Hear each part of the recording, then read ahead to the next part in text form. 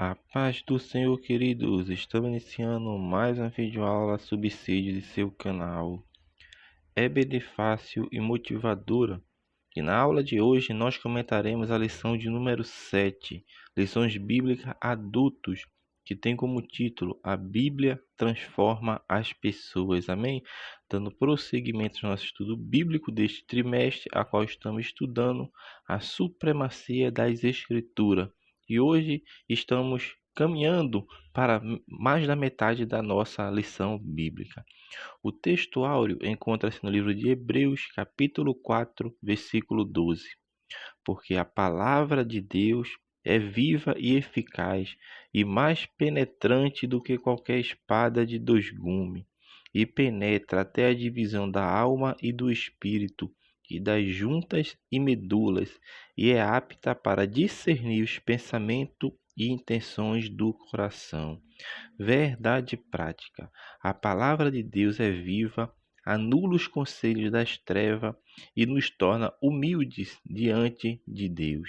A leitura bíblica em classe encontra-se no livro de Hebreus, capítulo 4, dos versículos 11 ao 13, e no livro de 2 Coríntios, capítulo 10, dos versículos 4 ao versículo 6. Amém?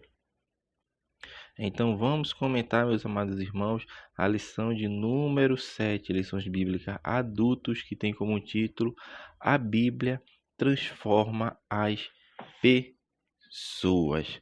Então neste domingo, meu irmão, desta aula, nós estamos dando prosseguimento, no caso, ao que a Bíblia faz, no caso, das nossas vidas, né? Não só nas nossas, mas a todos aqueles que ouvem e atentam para a palavra de Deus, porque a Bíblia, ela transforma as pessoas, como fala o título da lição. E isso verdadeiramente é um fato, porque nós estudamos e percebemos que o livro sagrado, que é a Bíblia, como um livro sagrado, tem origem em Deus, e seu autor é o único Deus, que é vivo, e além de ser vivo, é o único Deus verdadeiro que não mente. E quando nós nos atentamos para ouvir a sua mensagem, a sua palavra, o seu evangelho, nós compreendemos a boa, agradável e a perfeita vontade de Deus, porque tudo isso está nas sagradas escrituras que o Senhor nos deixou. É a sua revelação escrita para o ser humano não errar, meu irmão, o caminho que leva para a vida eterna. O primeiro tópico da lição, o autor vai falar sobre a Bíblia. É a palavra viva de Deus. Observe que ele vai pegar os textos que da leitura bíblica em classe e vai pontuar parte desses versículos para fazer o esboço da lição. Que nesse primeiro tópico ele vai falar sobre a palavra de Deus, é viva e eficaz, é espada penetrante e é apta para discernir. Ou seja, ele está pegando o texto principalmente do texto áureo, mas o contexto ali do livro de Hebreus, capítulo 4. E no primeiro subtópico ele vai falar sobre a palavra de Deus, que ela é viva e ela é eficaz. Ele traz um exemplo claro, meu irmão, da história dos israelitas que não entraram em Canaã. A gente conhece a história dos israelitas, que é liberto do Egito e peregrina durante 40 anos, porque eles peregrinaram 40 anos no deserto.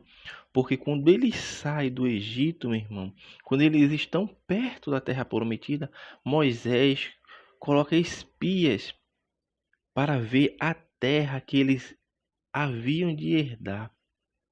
E os espias passam 40 dias na terra e traz alguns frutos da terra para mostrar ao povo, porém apenas 2 dos espias têm uma mensagem encorajadora. Não se temeram, não tiveram temor dos moradores, que eram moradores altos, grandes, chamados de gigantes, fortes. Mas eles viram, meu irmão, o fruto da terra, as bênçãos que a terra produzia. Mas o povo deu ouvido aos outros espias, ou seja, não deu ouvido nem a Josué, nem a Caleb. E Deus, como uma punição para os israelitas que não deram crédito, não confiaram em Deus, porque quem libertou ele do Egito foi Deus, porque a palavra de Deus fala, porque quem tirou o povo do Egito foi Deus com seu braço forte. E o povo não acreditou, não deu crédito. E Deus diz: como os espias passaram 40 dias na terra, vocês vão passar 40 anos, ou seja, cada dia vai corresponder a um ano, até entrar na terra prometida. Isso aconteceu, meu irmão. Isso aconteceu. Peregrinaram durante 40 anos. Porém, a palavra de Deus fala que os incrédulos, os desobedientes à palavra de Deus, eles não entraram na terra prometida. Todo aquele homem que saiu do Egito, meu irmão, que tinha 20 anos para cima, pereceram, morreram, mas eles não morreram por causa de birra de Deus, não. Eles morreram por causa da incredulidade, da desobediência em não ouvir a voz de Deus. Então aquele grupo que saiu do Egito, apenas Josué e Caleb que entrou na terra prometida, dos de 20 anos para cima, porque os de 20 anos para baixo ingressaram na terra, certamente os que não morreram pela desobediência, e os que nasceram ao longo desses 40 anos, esses foram que entraram na terra prometida. Mas não entraram porque eram novos, não. É como eu estou falando para os irmãos, porque obedeceram. Mas todos aqueles de idade mais avançada pereceram no deserto. Só basta lermos os livros, meu irmão, de Números, Deuteronômio, perceberemos como eles falavam mal contra Deus, contra Moisés. Falavam, tinham saudades do Egito, meu irmão, quando a dificuldade vinha no deserto. E devido à sua desobediência, meu irmão, eles não entraram naquele repouso, ou seja, não entraram para tomar posse da terra prometida. Porque Deus sempre está falando, meu irmão, como falou para os israelitas, porque a sua palavra, ela é viva. Ela é viva, meu irmão, ela jorra para a vida eterna. A terra seca, meu irmão, ela fica molhada, porque a palavra de Deus, ela tem o poder de transformar. Ela muda os corações da pessoa. Os corações de pedra, meu irmão, são substituídos por um coração de carne e as pessoas compreendem o verdadeiro poder da palavra de Deus. Então a palavra de Deus, meu irmão, desse Deus vivo que fala, que vê, que faz, ela é viva. Ela é viva por isso, porque ela transforma, como o título da lição nos fala. Mas além da palavra de Deus ela ser viva, ela também é eficaz. Ela é eficaz, porque essa palavra que vem eficaz, que é do grego energis, ela descreve a palavra de Deus como cheia de poder. Ou seja, a palavra de Deus é cheia de poder para alcançar resultados. Por isso, a gente fala que a palavra de Deus é viva e eficaz. A gente não, né? A palavra de Deus fala que a sua palavra é viva e eficaz. Porque a palavra de Deus, ela é cheia de poder, como estou falando, para alcançar resultados. Ela alcança resultados, meu irmão. E como ela alcança resultados, porque a palavra de Deus nos fala em Isaías 55:11 que a palavra de Deus, ela vai e faz aquilo para o qual ela está sendo enviada, porque de maneira nenhuma ela volta vazia. Isso está nos mostrando a eficácia que a palavra de Deus tem. É a palavra, meu irmão, que muda as pessoas. É a palavra que age com eficácia na vida da pessoa. Não é uma pregação eloquente, não é uma pregação teológica, não é uma pregação rebuscada. Claro que isso tudo contribui para que a palavra de Deus haja.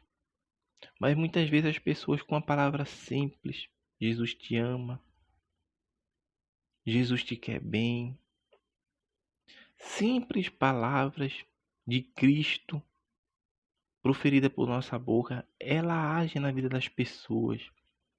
Porque a palavra curta ou uma palavra longa, uma palavra rebuscada ou uma palavra que não tenha tanta retórica, vamos falar assim, tanto empreendimento de uma teologia sistematizada, qualquer que seja a palavra, meu irmão, mas que tenha a unção do Espírito Santo de Deus na vida daqueles que se comprometem a falar, meu irmão, com humildade, ousadia e sabedoria a palavra de Deus, pode ter certeza que ela vai ser eficaz, porque é a palavra que é eficaz, não é o pregador, o que está transmitindo a mensagem de Deus, não. É a palavra de Deus que ela é eficaz. Quem age é a palavra, não é o homem, não é o pregador, a pregadora, o cantor, a cantora. Quem age na vida das pessoas é a palavra. Por isso a palavra de Deus ela é viva e ela é eficaz. Mas também ela é espada penetrante, porque a palavra de Deus é viva e eficaz e mais penetrante do que qualquer espada de dois gumes. Ou seja, está falando da palavra de Deus como uma espada penetrante. Paulo, quando escreve aos Efésios, ele fala que a espada do Espírito Santo é a palavra de Deus. Observe só, a espada do Espírito Santo é a palavra de Deus. Então, meus irmãos, nós temos uma arma em posse. Uma arma de defesa e ataque, porque a armadura que Paulo fala no capítulo 6, se os irmãos perceber, ela completamente é uma arma de defesa. Mas ele nos fornece uma arma, uma parte da armadura, como uma parte que dá para defender, porque a espada você tanto se defende, como também ataca. É interessante entendermos isso, que a espada de Deus, que é a palavra de Deus, ela serve tanto para defender, quanto para atacar. Mas não é atacar as pessoas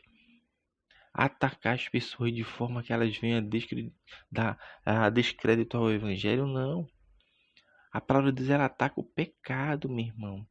Ela ataca as coisas, mas como nós vamos ver lá na frente, ataca as fortalezas, as armadilhas do inimigo, ela destrói, ela dissipa. Então a espada de Deus, ela é penetrante. Ela é penetrante. A Bíblia usa muito a palavra de Deus para se referir a uma espada, ou seja, essa espada que é empregada para mostrar que é a palavra de Deus, é a Bíblia sagrada nesse sentido figurativo.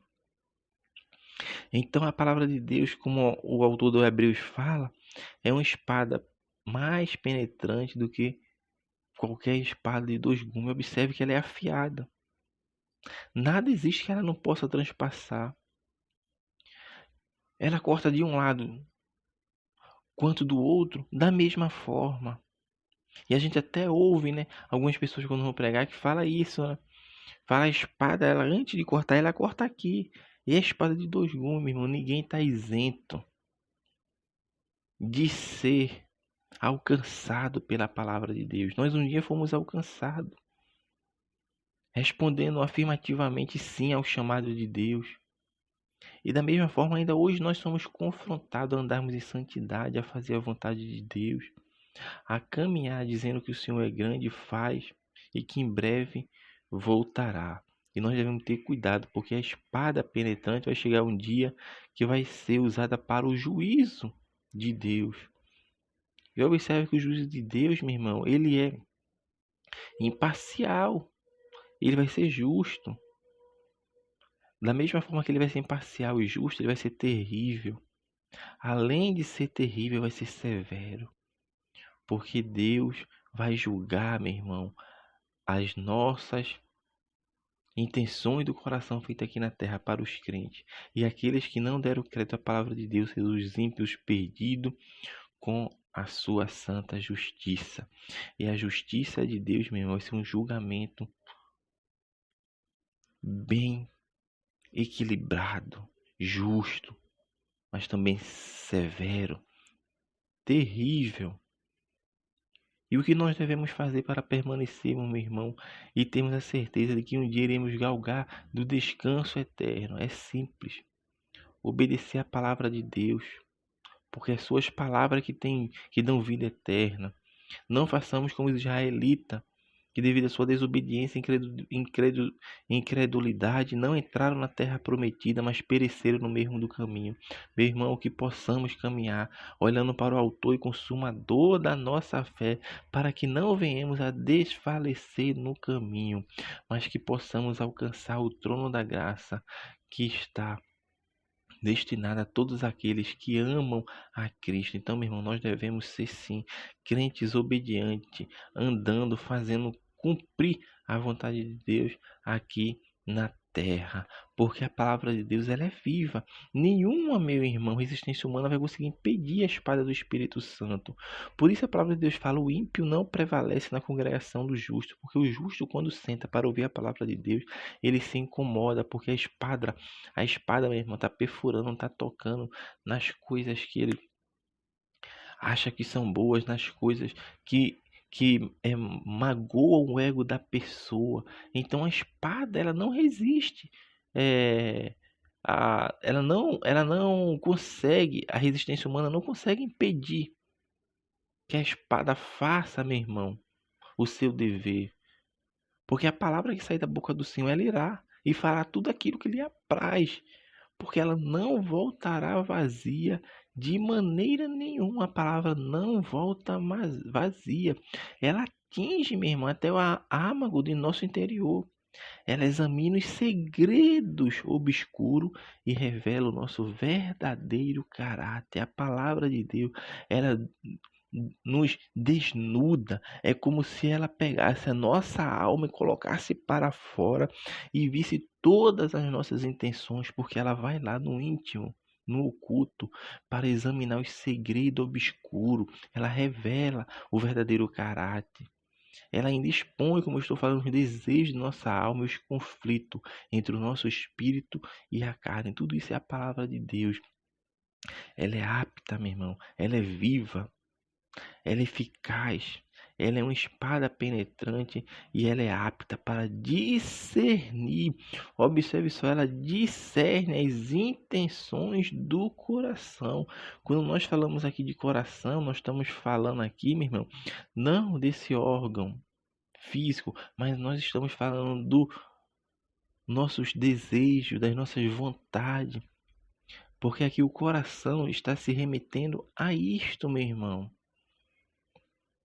O coração está se remetendo a isto, a esse modo figurativo, ou seja, porque é do coração que as fontes ocultas da nossa vida pessoal vêm. A palavra de Deus nos fala isso,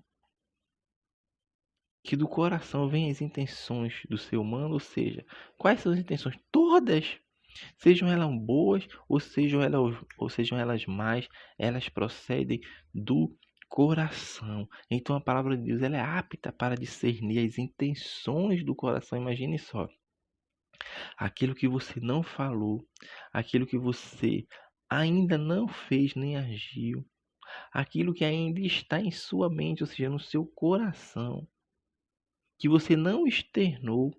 A palavra de Deus ela vai lá e ela discerne as intenções do coração.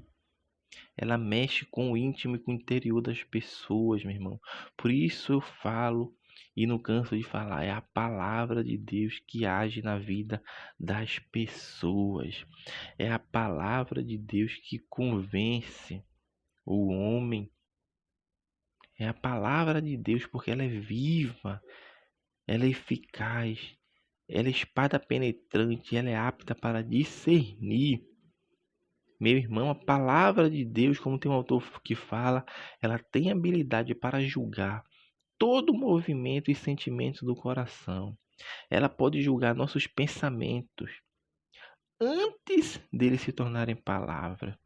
Ela julga as nossas intenções antes deles se tornarem ações. Então, a declaração em Hebreus ensina que nada está imune ao discernimento da palavra de Deus. Até os nossos pensamentos mais íntimos e nossas motivações mais espúrias, meu irmão, são desvendadas pela palavra. Os pecados escondidos são revelados. A hipocrisia e a rebeldia são desmascaradas. Coisa alguma pode ser escondida de Deus. toda a verdade é exposta aos olhos daquele com quem temos de tratar, que é o Senhor dos Senhores e Rei dos Reis, ou seja, Deus, o Deus verdadeiro. Meu irmão, então não endureçamos o nosso coração como os israelitas fizeram no deserto. Não endureceram, porque a palavra, ela nos julgará. É a palavra de Deus que ela é apta para discernir as intenções do coração. Então que possamos, meu irmão, nos submeter voluntariamente à autoridade da palavra de Deus. Nossos corações podem ser abrandados e mudados de forma que possamos verdadeiramente entrar no descanso de Deus. O segundo tópico da lição vai falar sobre a Bíblia anula os conselhos do mundo. As armas da nossa milícia, como fala o texto de 2 Coríntios 10. As armas da nossa milícia não são carnais. Tem crente que acha que as armas da nossa milícia ainda são carnais. São armas intelectuais do conhecimento humano. Não. As nossas armas são espirituais, meu irmão. O soldado de Cristo, para combater o reino das trevas, precisa tomar posse das armas da nossa milícia. Precisamos, meu irmão. E o crente só entende isso quando ele sai para o campo. O que é sair para o campo? Meu irmão, é sair das quatro paredes da igreja, que é muito confortável, ficar sentadinho em uma cadeira, em um banco, muitas vezes acolchoado, com ar-condicionado, conversando, debatendo, ouvindo a palavra entre os irmãos, mas vai para o campo. Aí tu vai perceber que tu precisa de armas espirituais. Tem crente que está na igreja hoje, não tem armas espirituais nenhuma, ele anda desarmado. Ele só vai para o quartel-general de Deus, vamos falar assim, que é a igreja, e ouve as instruções, ouve o proceder, mas ele não toma, meu irmão, as armas espirituais. Ele não toma a armadura de Deus. A palavra vai tomai toda a armadura de Deus. Meu irmão, tomar é isso, é eu ir e pegar. Tem crente que anda sem armadura, desarmado, não tem a espada do Espírito Santo em sua vida e não conhece as armas da nossa milícia, porque ele não saiu para o campo. Ele é crente de quatro paredes, de igreja, mas ele não tem, meu irmão, palavra nenhuma para dar para um ímpio. Não tem palavra nenhuma para dar para um pecador. Não tem palavra nenhuma para dar a um crente que está desfalecendo. Ele não tem palavra nenhuma porque ele não tem as armas da nossa milícia, ou seja, as armas espirituais. É os crentes que andam por vista e não por fé, meu irmão. Crentes que estão na igreja porque acha bom, confortável, e muitas vezes até é, porque as mensagens majoritariamente das igrejas hoje são triunfalistas, são mensagens de bênção, são mensagens boas, não são mensagens que confrontam o pecado do homem, porque a espada do Espírito Santo ela serve também para confrontar o pecado, para destruir as intenções do coração. Por isso hoje na igreja tem pessoas que pecam constantemente através de fornicação, adultério, lascívia, que é a vontade desenfreada de se mostrar, ou seja, mostrar sensualidade de seu corpo. Isso se chama lascívia, o pecado de lascívia, que está dentro da igreja. E os crentes ainda cometem, fazem, mas só que não se prega sobre isso, não se prega mais que adultério é pecado, que fornicar é pecado, que lascívia é pecado. Não se prega mais, mas se prega que você vai receber a chave, carro, casa, dinheiro, bênção, sua causa na justiça vai ser resolvida. As coisas espirituais estão sendo banalizadas, porque os crentes hoje estão dando mais crédito e mais ouvido às coisas que vão ter nesta vida, nesta terra, mas as coisas futuras não. Mas entenda que para conseguir chegar lá no céu de glória, no descanso eterno, meu irmão, Tenho que passar por esta vida fazendo segundo a vontade de Deus, conforme está preconizado nas Sagradas Escrituras. E as pessoas hoje não pregam as Sagradas Escrituras, não dizem aquilo que a Bíblia diz. É como nós estudamos, como ler a Escritura. Hoje as pessoas falam aquilo que a Bíblia não fala. Um exemplo simples é: ninguém gosta que alguém saia falando uma coisa que você não falou. Você não falou uma coisa, mas estão espalhando o que você falou. Ninguém gosta disso, mas da Bíblia as pessoas fazem isso. As pessoas falam aquilo que a Bíblia não fala. E sendo mais enfático ainda, as pessoas falam aquilo que Deus não falou. E sem temor. Sabe por que eles falam isso sem temor? Porque não são confrontados. Não são confrontados. E quando nós falamos assim, ser confrontado, é pela palavra, meu irmão. Porque quando se prega a palavra, o ser humano é confrontado, seja ele crente, seja ele descrente, seja ele ímpio, pecador ou cristão. Ele vai ser confrontado pela palavra de Deus. Então, meus irmãos, que possamos tomar posse das nossas armas, que são espirituais, meu irmão. Espirituais, é contra o invisível, e contra o invisível, meu irmão, somente a palavra de Deus que pode agir, porque ela faz aquilo que nós não podemos fazer. Aí a pessoa fala: por isso que nós devemos ler a Bíblia, estudar a palavra, porque eu devo conhecer a Deus. E quanto mais eu estudo, quanto mais eu busco, mais eu entendo de Deus e procuro agradá-lo. Para eu agradar uma pessoa, eu tenho que conhecer. Imagine só, você vai conhece uma pessoa, você vai dar um café forte, sem açúcar, sem nada, mas a pessoa não gosta nem de café, quanto mais forte sem açúcar. Por que ela fez aquilo? Porque ela não conhece a pessoa. Porque se ela conhecesse a pessoa, ela saberia. E fazendo um paralelo para a nossa vida, a mesma coisa é Deus. Quando eu estudo a palavra, busco entender conhecimento, eu estou conhecendo mais dele. E quanto mais eu conheço dele, mais eu procuro agradá-lo, porque eu sei da sua vontade, dos seus desejos, do que ele quer para a nossa vida. Então eu vou agradando a Deus. Então, meu irmão, para agradar a Deus, eu tenho que conhecê-lo. E para conhecê-lo a Deus, meu irmão, eu tenho que buscar na palavra.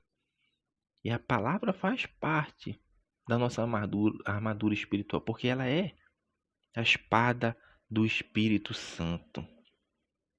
Então, meu irmão, essa palavra, essas armas espirituais para destruir a oposição, ela é também a palavra, a oração, o amor, o poder do Espírito Santo operando nas nossas vidas, meu irmão.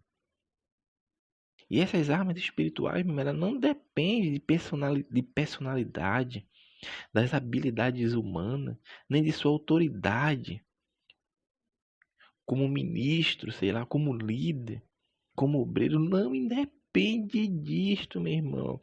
Tem que estar com a vida no altar. As forças demoníacas, elas são derrotadas, meu irmão. É com o crente que ora, que tem Deus em sua vida, que tem a unção, que tem a autoridade do Espírito Santo. Não é o crente que tem um vasto conhecimento bíblico. Ele às vezes tem até um vasto conhecimento bíblico, mas não tem Deus na vida, não tem unção. O conhecimento dele é apenas para mostrar que sabe, para debater, para ficar em discussões vãs. Isso na igreja, porque no campo ele nunca sai no campo. Ele não sabe o que é a vida fora da igreja, enfrentando as hostes espirituais, porque essa é a nossa vida aqui na terra. Desfazer, como fala o próximo tópico, destruir, subtópico, né? Destruir as fortalezas, os falsos argumentos que a palavra de Deus nos fala, porque o mundo já jaz no maligno.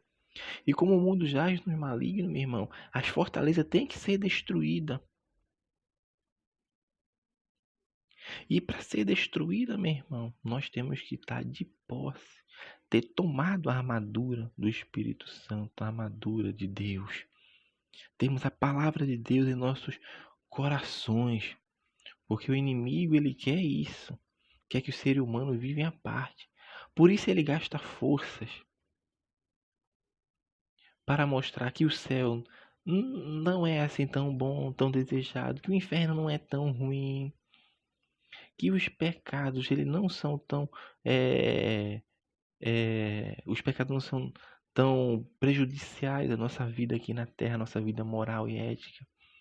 E tudo isso ele faz para tentar fazer com que as pessoas permaneçam no seu marasmo, permaneçam na sua condição espiritual decaída. Não só do ímpio pecador, mas do próprio crente que está na igreja. Muitos crentes estão na igreja, mas estão desviados.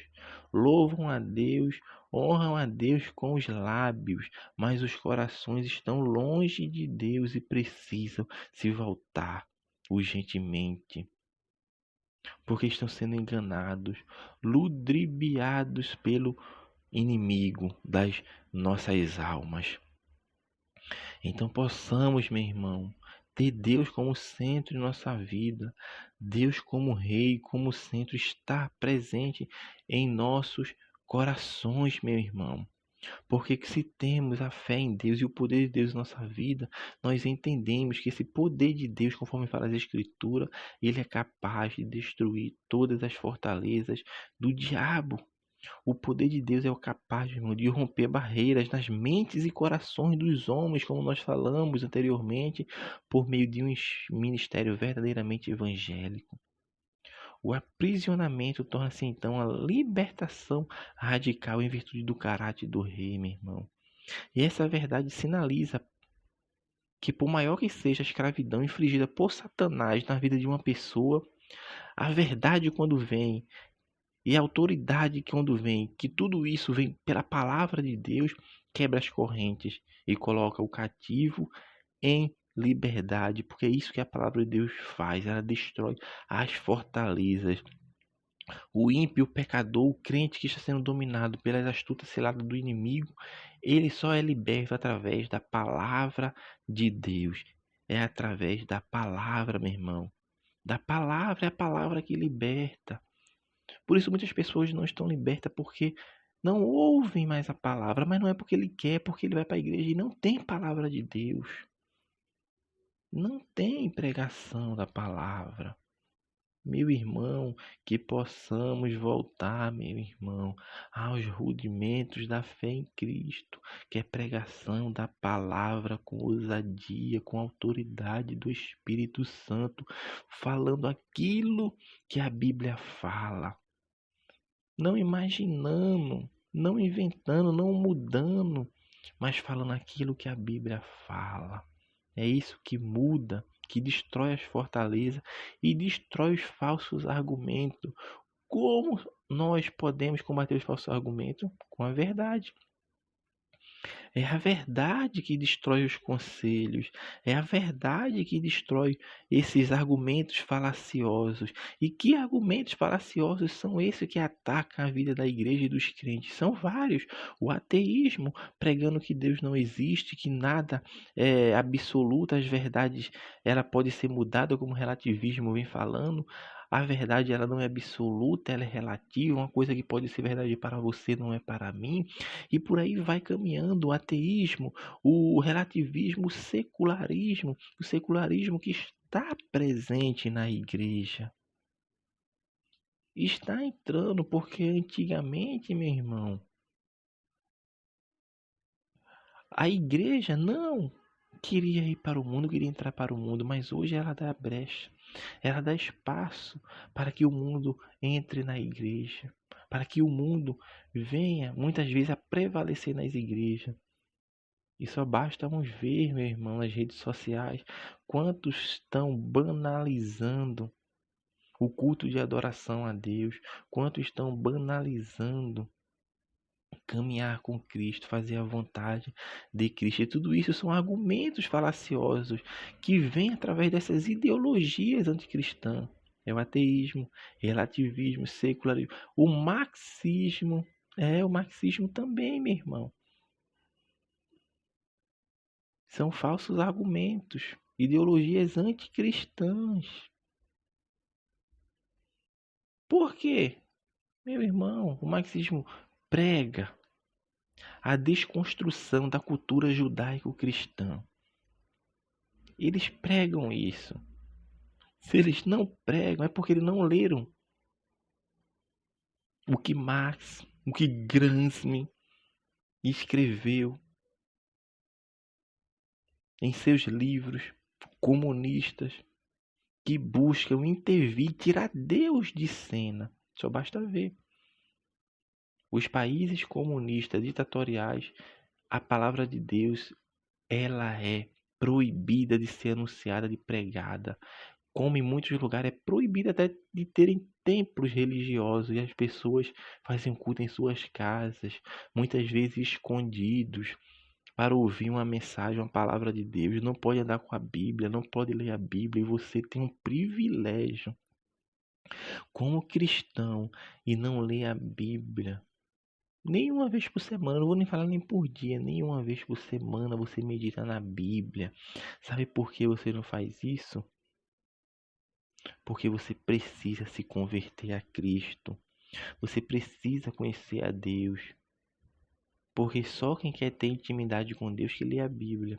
Só quem quer ter intimidade com Deus fala com Ele, como eu falo com Ele através da oração. Só quem quer ter intimidade com Deus que faz essas coisas. E tudo isso vai contribuir para destruir os falsos argumentos, meu irmão. Porque as heresias estão aí para contradizer. Outro também de falsos argumentos, argumentos falaciosos. E a palavra de Deus, ela vem e destrói esses conselhos diabólicos que tentam afastar o crente da verdadeira palavra de Deus. Então é por meio da palavra, porque a palavra liberta, porque a palavra é a verdade. Meu irmão, a igreja não pode limitar-se a fazer oposição e oferecer resistência à iniquidade do poder temporal. Não pode depositar sua confiança e esperança nas decisões políticas ou judiciais. Meu irmão, nós precisamos buscar incentivar o avivamento espiritual por meio da palavra. O mal a ser combatido é o pecado. Quando a mensagem bíblica ela é anunciada de modo genuíno, as vidas são transformadas, meu irmão, pois o Espírito Santo opera com liberdade para convencer os ouvintes da verdade, da justiça e do juízo. Então, meu irmão, a palavra de Deus ela sim, ela destrói os falsos argumentos, ela destrói as fortalezas. E por quê? Porque nós temos as armas espirituais. Além de tudo, ela destrói toda a altivez. Toda altivez que se levanta contra o conhecimento de Deus, ela é aniquilada, ela é destruída. E a altivez é isso, é o que? É tentativa de desqualificar o poder de Deus no propósito de impedir a conversão de outras pessoas. E isso fica claro em Atos capítulo 13, quando Paulo está tentando, meu irmão, pregar a palavra de Deus para o governador da ilha de Chipre, e um tal homem ali tenta, o mágico chamado Bar Jesus resiste. Ou seja, aquilo ali que é altivez, que está impedindo, desqualificando o poder de Deus para impedir, que tem esse propósito de impedir a conversão. E a altivez é isso. Tentar impedir que as pessoas ouçam a palavra de Deus e se convertam a Cristo, meu irmão. Então, meus amados irmãos, nós devemos ter cuidado. Porque a altivez também ela gera vaidade. A vaidade, por muitas vezes, ela é uma altivez. Que este foi o mal colocado na humanidade caída contra Deus. É a vaidade da altivez. O que é a vaidade da altivez, irmão? Sabe o que é? É o orgulho da inteligência que exalta a si mesmo. Observe a vaidade da altivez, o orgulho da inteligência que vem exaltar a si mesmo. É importante entender que Paulo não está atacando a inteligência, não é isso que a palavra de Deus está falando, mas sim o intelectualismo, a atitude pedante das pessoas que pensam saber mais do que de fato sabe. É isso que Paulo está falando. Mas toda altivez é derrubada pelo poder da palavra de Deus, porque a Bíblia nos torna humildes, porque Deus aborrece a soberba. Deus aborrece o soberbo, mas Deus resiste ao soberbo, mas dá graça aos humildes. Então, meus amados irmãos, nós não devemos amar o mundo, Porque aborrecer a soberba é isso, é a soberba que a Bíblia nos fala muitas vezes, soberba da vida. Primeiro que nós devemos aborrecer o mundo, porque o mundo e o amor pelo Pai são incompatíveis. O amor a Deus e ao mundo é incompatível. Não tem como o crente fazer essas duas coisas. E segundo é que tudo que está no mundo é transitório. E como tudo que é transitório vai levar à destruição, mas aquilo que nós cremos não, é eterno. Por isso Abraão, quando caminhava, ele buscava uma cidade não feita por mãos humanas, mas uma cidade que tem cujo arquiteto seja Deus, que o arquiteto era Deus. Observe só, Deus manda Abraão sair de sua terra para uma terra que vai mostrar para ele, e Abraão entende seu conhecimento em sua mente que essa terra não é aqui, não é uma terra transitória passageira, embora foi, né? Mas ele almejava pela cidade celestial que vai vir de nosso Deus para todo aquele que nele crê e espera humildemente a seu retorno em graça, poder e glória para levar a sua igreja e voltar depois de 7 anos para resgatar Israel de seu tormento e de seu juízo sendo executado pelo anticristo para não ser exterminado. E o nosso exemplo maior de humildade, como o autor da lição vem falar, é Cristo. Cristo que nos dá o exemplo de humildade. Tem uma frase que eu gosto muito, que é o último degrau para a liderança é a humildade. Tem vezes que o líder é um líder bom, ele sabe gerenciar o grupo ou a igreja que ele está à frente, ele sabe gerenciar as coisas que ele foi colocado à frente, mas muitas vezes está faltando ainda a humildade, que é o último degrau da liderança. E Cristo foi o exemplo, Cristo nos deixou o exemplo de humildade. Então devemos buscar e seguir a Cristo, meu irmão. O exemplo maior é Cristo, com certeza. Em Filipenses fala que ele sendo igual a Deus, não teve ele sendo Deus, não teve por usurpação ser igual a Deus, mas antes esvaziou-se de si mesmo. Antes esvaziou-se de si mesmo, ou seja, ele despiu-se de sua glória e habitou entre os homens. O Deus encarnado se fez homem para habitar entre os homens e sofreu as mesmas tentações, os mesmos pecados que nós sofremos e cedemos, mas ele não. Ele permaneceu puro, imaculado, santo e irrepreensível. Porque, como fala no livro de Hebreus, porque nos conviam tal sumo sacerdote, santo, incorruptível, sem mácula, sem pecado, em tudo tentado, mas permaneceu fiel a Deus. E ele veio para fazer isso, porque Cristo é o nosso maior exemplo de humildade. E ele não só fez isso só quando despiu de sua glória, não, mas ele aqui mostrou humildade. Lavou os pés de discípulos, que era uma atribuição do menor de uma casa, ou seja, do empregado de menor patente, de menor estatura dentro de uma casa. Ele lavou e mostrou para os discípulos o exemplo. O exemplo que ele estava mostrando ali não é que você... É claro que tem uma questão cultural aqui, não é, mas o que ele está querendo mostrar aqui é a questão da humildade. Ele estava falando o maior veio para servir ao menor. O último será o primeiro. No reino de Deus as coisas são o contrário. Tem pessoas que hoje galgam de um ministério que muitas vezes foi colocado por Deus, sim, e muitas vezes pelo homem, eu não nego isso, que tem sim pessoas que são colocadas através de conchavos políticos, conchavos de conhecimento, conchavos de babação mesmo, mas tem pessoas que são colocadas por Deus, foram levantadas por Deus, porque eu tenho certeza, meu irmão, que aquele que Deus chama, ele vai ser usado por Deus, independente de um homem gostar ou não gostar, ele vai ser colocado onde Deus quer. Deus quer onde ele quer que ele esteja, Deus vai colocar. Embora, claro, tenha pessoas que estejam ali que não foi colocada por Deus, mas isso não anula aqueles que foram colocados por Deus. E Deus está mostrando isso, que quanto maior você for subindo dentro de um ministério, menor você tem que ficar. Mais você tem que servir, o maior serve ao menor. E a humildade é uma virtude cristã. Aquelas pessoas que acham que a humildade não é virtude cristã, porque antigamente a humildade era uma questão de fraqueza. Era isso que, na época dos gregos, era isso. Teve um alemão agora, um ateu, no século XIX, chamado Nietzsche, Friedrich Nietzsche. Um ateu, confesso, meu irmão. Ele falava isso, que as virtudes cristãs exprimem fraqueza, incapacidade. Tudo isso era as virtudes cristãs que nós pregamos para que sejam feitas, exercitadas pelo crente. Ele fala que isso é uma fraqueza. E para os pagãos e as religiões antigas, isso também é humildade, era uma atitude negativa. Mas para o crente não.